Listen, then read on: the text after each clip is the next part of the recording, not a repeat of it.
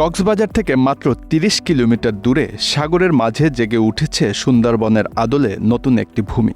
আবার সুন্দরবনের খুলনা রেঞ্জের নীলকমল অভয়ারণ্য থেকে মাত্র ৫ কিলোমিটার দূরে গভীর সাগরে জেগে উঠেছে আরেকটি চর, যেটির নামকরণ করা হয়েছে বঙ্গবন্ধু চর। এভাবে প্রতি বছরই অথই নীল জলরাশির মাঝে জেগে উঠছে মাইলের পর মাইল ভূখণ্ড। পানি সম্পদ মন্ত্রণালয়ের হিসাবে ২০১৬ সাল থেকে প্রতি বছর গড়ে বাংলাদেশে যুক্ত হচ্ছিল ১৬ বর্গ কিলোমিটার ভূমি। ২০২১ সালে এসে তা বেড়ে দাঁড়িয়েছে ২০ বর্গ কিলোমিটার। আর এভাবেই বদলে যাচ্ছে দেশের মানচিত্র। ২০২১ সালের হিসাব অনুযায়ী বাংলাদেশের আয়তন ১,৪৮,৪৬০ বর্গ কিলোমিটার, যা ২০২০ সালে ছিল ১,৪৭,৫৭০ বর্গ kilometre. Bangladesh centre for environment and geographical information services সাম্প্রতিক এক গবেষণায় দাবি করেছে, আজ থেকে ১০,০০০ বছর আগে বাংলাদেশ নামের এই ভূখণ্ডের আয়তন ছিল ৫০,০০০ বর্গ কিলোমিটার। হাজার বছর ধরে পলি পড়ে বাকি প্রায় ১,০০,০০০ বর্গ কিলোমিটার ভূমি সমুদ্র ও নদী থেকে জেগে উঠেছে। নতুন ভূখণ্ড জেগে ওঠার প্রক্রিয়া এখনও চলছে। গত ৭৫ বছরে বাংলাদেশের সঙ্গে প্রায় ২,০০০ বর্গ কিলোমিটার নতুন ভূমি যোগ হয়েছে, যার আয়তন গাজীপুর জেলার চেয়েও বেশি। পানি সম্পদ মন্ত্রণালয় জানিয়েছে, ৩ দশক আগেও বঙ্গোপসাগরের নীল জলরাশির অংশ ছিল নোয়াখালীর চর নাঙ্গলিয়া।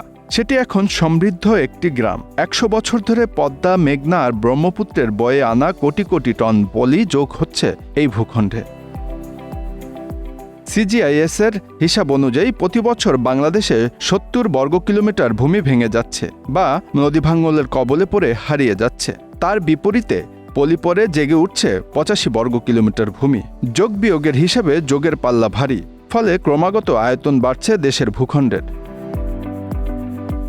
এতদিন নতুন জেগে ওঠা চরগুলো ভূমিহীনদের ইজারা ও বন বিভাগকে বনভূমি সৃজনের জন্য দেওয়া হতো, কিন্তু এবার কৌশল বদল করা হচ্ছে। সরকারের শীর্ষ পর্যায় থেকে এই ভূমিকে অর্থনৈতিক কর্মকাণ্ডের জন্য ব্যবহারের পরিকল্পনা নেওয়া হয়েছে। ইতিমধ্যে নোয়াখালী, ফেনী ও চট্টগ্রামের নতুন ভূখণ্ডগুলো ইজারা না দেওয়ার জন্য প্রধানমন্ত্রীর কার্যালয় থেকে জেলা প্রশাসকদের নির্দেশ দেওয়া হয়েছে। পরিবেশ ও বন মন্ত্রণালয় থেকে অবশ্য নতুন ভূখণ্ডগুলোতে বনায়ন করে সবুজ বেষ্টনী গড়ে তোলার প্রস্তাব দেওয়া হয়েছে। বাংলাদেশ অর্থনৈতিক অঞ্চল কর্তৃপক্ষ থেকে সরকারের কাছে যে ২৮টি বিশেষ অর্থনৈতিক অঞ্চল গড়ে তোলার প্রস্তাব দেওয়া হয়েছে, তাতে ২০ থেকে ২৫ বছর আগে জেগে ওঠা বেশ কয়েকটি ভূখণ্ডকেও নির্বাচন করা হয়েছে। মহেশখালী অর্থনৈতিক অঞ্চল, মহেশখালী বিশেষ অর্থনৈতিক অঞ্চল, নারায়ণগঞ্জের ২৫০০ অর্থনৈতিক অঞ্চলের বেশিরভাগ ভূখণ্ডই নতুনভাবে জেগে ওঠা। চীন সরকারের সংস্থা চায়না রেলওয়ে কনস্ট্রাকশন কর্পোরেশন থেকে পদ্মা ও যমুনায় জেগে ওঠা চরগুলোকে পরিণত করে সেখানে শিল্প প্রতিষ্ঠান গড়ে তোলার উপযোগী করারও প্রস্তাব দেওয়া হয়েছে।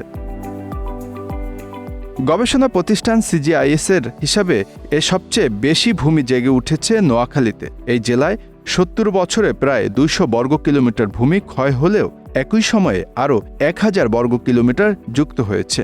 আর ভোলা জেলায় ভাঙনে ৪০০ বর্গ কিলোমিটার ভূমি বিলীন হলেও একই সময়ে জেগে উঠেছে ৬০০ বর্গ কিলোমিটার। পটুয়াখালী জেলায় ৪১০ বর্গ কিলোমিটার ভূমি যুক্ত হয়েছে হারানো ৫০ বর্গ কিলোমিটারের বিপরীতে। ৩টি জেলাতেই ক্রমাগত ভূমি বেড়েছে। সিজিআইএস-এর ২০১৬ সালের সর্বশেষ গবেষণা অনুযায়ী প্রতি বছর ব্রহ্মপুত্র, মেঘনা ও পদ্মা নদী দিয়ে ১২০ কোটি টন পলি বয়ে বঙ্গোপসাগরে পড়ে। এই পলি নদীগুলোর দুপাশে ও মোহনায় জমে জন্ম দেয় নতুন ভূখণ্ডের। অনেক ক্ষেত্রে নদীর মাঝখানেও পলি জমে সৃষ্টি হয় নতুন চর। সংস্থাটির হিসাবে বাংলাদেশের নতুন ভূখণ্ড জেগে ওঠার পেছনে সবচেয়ে গুরুত্বপূর্ণ ভূমিকা রেখেছে ১৯৫০ সালের আসাম ভূমিকম্প। ওই ভূমিকম্পে ভূমিধসের ফলে হিমালয় থেকে বিপুল পরিমাণ পলি নেমে আসতে থাকে নদীগুলো বেয়ে। ফলে ১৯৪৩ থেকে ১৯৭৩ সাল পর্যন্ত সময়ে বাংলাদেশের ভূখণ্ডে প্রতি বছর ৪৩ বর্গ কিলোমিটার করে ভূমি জেগে উঠেছে। বিশেষজ্ঞরা বলছেন, বাংলাদেশের নদী ও সমুদ্র দিয়ে এখনও যে পরিমাণ পলি আসে তা সঠিকভাবে ব্যবহার করতে পারলে আগামী ৫-৬ বছরের মধ্যে আমরা আরও নতুন করে ২৫০০ বর্গ কিলোমিটার জমি নদী ও সমুদ্র থেকে পেতে পারি। Bangla affairs news desk.